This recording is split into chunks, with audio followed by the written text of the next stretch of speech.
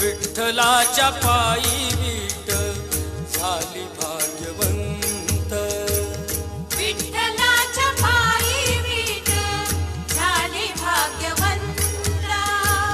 विठ्ठलाच्या पायी विठ झाली भाग्यवंता. पाहताच होती दंग आज सर्व संत. पाहताच होती दंग आज सर्व संत.